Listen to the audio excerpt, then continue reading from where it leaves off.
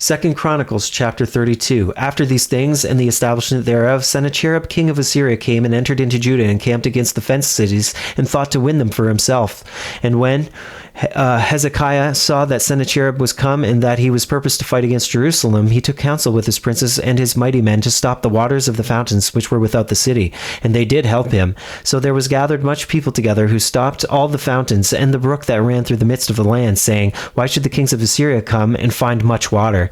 Also he strengthened himself and built up all the wall that was broken, and raised it up to the towers, and another wall without, and repaired Milo in the city of David, and made darts and shields in abundance. And he set captains of war over the people, and gathered them together to him in the street of the gate of the city, and spake comfortably to them, saying, Be strong and courageous, be not afraid nor dismayed for the king of Assyria, nor for all the multitude that is with him, for there be more with us than with him.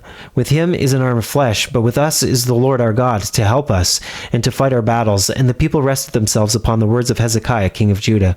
After this did Sennacherib king of Assyria send his servants to Jerusalem, but he himself laid siege against Lachish, and all his power with him, unto Hezekiah king of Judah, and unto all Judah that were at Jerusalem, saying, Thus saith Sennacherib king of Assyria, whereon do ye trust, that ye abide in the siege in Jerusalem? Doth not Hezekiah persuade you to give over yourselves to die by famine and by thirst, saying, The Lord our God shall deliver us out of the hand of the king of Assyria? Hath not the same Hezekiah taken away his high places and his altars, and commanded Judah and Jerusalem, saying, Ye shall worship before one altar, and burn incense upon it?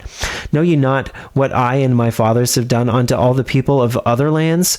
Were the gods of the nations of those lands any ways able to deliver their lands out of mine hand? Who was there among all the gods of those nations that my fathers utterly destroyed, that could deliver his people out of mine hand, that your God should be able to deliver you out of mine hand? Now therefore let not Hezekiah deceive you, nor persuade you on this manner, neither yet believe him, for no God of any nation or kingdom was able to deliver his people out of mine hand, and out of the hand of my fathers. How much less shall your God deliver you out of mine hand? And his servants spake yet more against the Lord God, and against his servant Hezekiah. He wrote also letters to rail on the Lord God of Israel, and to speak against him, saying, As the gods of the nation of other lands have not delivered their people out of mine hand, so shall not the God of Hezekiah deliver his people out of mine hand. Then they cried with a loud voice in the Jews' speech unto the people of Jerusalem that were on the wall, to affright them, and to trouble them, that they might take the city. And they spake against the God of Jerusalem, as against the gods of the people of the earth, which were the work of the hands of man. And for this cause Hezekiah the king and the prophet Isaiah the son of Amos prayed and cried to heaven. And the Lord sent an angel, which cut off all the mighty men of valor, and the leaders and captains in the camp of the king of Assyria. So he returned with shame of face to his own land. And when he was come into the house of his God, they that came forth of his own bowels slew him there with the sword.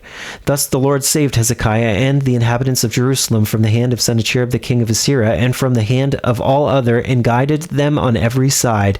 And many brought gifts unto the Lord to Jerusalem, and presents to Hezekiah king of Judah, so that he was magnified in the sight of all nations from thenceforth. In those days Hezekiah was sick to the death, and prayed unto the Lord, and he spake unto him, and he gave him a sign. But Hezekiah rendered not again according to the benefit done unto him, for his heart was lifted up. Therefore there was wrath upon him, and upon Judah and Jerusalem. Notwithstanding Hezekiah humbled himself for the pride of his heart, both he and the inhabitants of Jerusalem, so that the wrath of the Lord came not upon them in the days of Hezekiah. And Hezekiah had exceeding much riches and honor, and he made himself treasuries for silver and for gold, and for precious stones, and for spices, and for shields, and for all manner of pleasant jewels, storehouses also for the increase of corn and wine and oil, and stalls for all manner of beasts, and coats for flocks.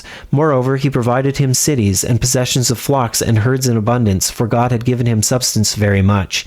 This same Hezekiah also stopped the upper watercourse of Gihon, and brought it straight down to the west side of the city of David. And Hezekiah prospered in all his works. Howbeit, in the business of the ambassadors of the princes of Babylon, who sent unto him to inquire of the wonder that was done in the land, God left him to try him, and that he might know all that was in his heart.